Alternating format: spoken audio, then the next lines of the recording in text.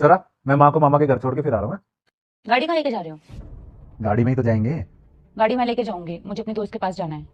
अरे, अभी मैं माँ को छोड़ के आ जाता हूँ, मेरे आने के बाद चली जाना, या तुम कल चली जाना। ये गाड़ी ना मुझे मेरे पापा ने मेरे लिए दी है, तो मुझे किसी से परमिशन लेने की तो कोई जरूरत नहीं है। तो तुम तो ऐसे बात कर रहे हो जैसे ये गाड़ी तुमने अपने पैसों से खरीदी हो।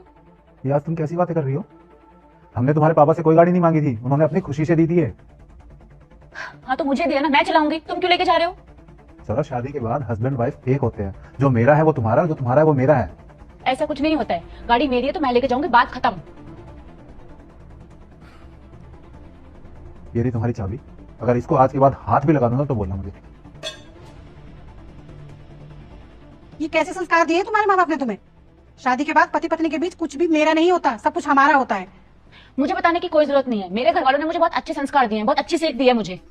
अच्छी सीख दी होती ना तो तुम्हें पता होता कि किससे कैसे बात की जाती है। माना कि ये गाड़ी तेरे नाम पर है, पर इस पर संजू का भी पूरा हक है। ठीक है, संजू का है पर आपका तो नहीं है ना। तो मैं कौन सा गाड़ी चलाकर लेकर जा रही हूँ?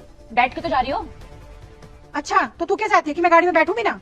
देख बहू, जितना ये घर तेरा है ना उतना ही मेरा भी है।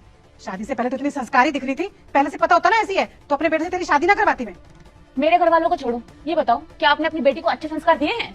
बिल्कुल दिए हैं, तभी तो अपने घर में खुश है। याद दिलाऊं कैसे संस्कार दे रही थी आप 2 दिन पहले? क्या बोल रही हो तुम ये? बताती हूँ मैं। अरे बेटा, तो कैब से क्यों गई? अपनी गाड़ी से चली जाती। वो गाड़ी सागर लेकर गए थे, पापा को एक बार गांव जाना था तो वहाँ गए हैं। तो वो लोग कैब से चले जाते। देख, वो गाड़ी हमने तेरे लिए दी है, क्या फायदा हुआ गाड़ी देने का जब तुझे कैब से आना जाना पड़ रहा है तो। पर माँ, उनका गांव जाना जरूरी था और घर में गाड़ी होते हुए कैब से क्यों जाएंगे? वो 2 लोग थे और दूर भी जाना था, मुझे पास में ही जाना था। क्या हो गया? क्या हो गया? देख, जो तेरी चीजें है ना वो अपने लिए रख, दूसरों को देने की जरूरत नहीं है। और आगे से अगर गाड़ी के लिए पूछे ना तो साफ साफ मना कर देना। ऐसे कैसे मना कर दूं माँ?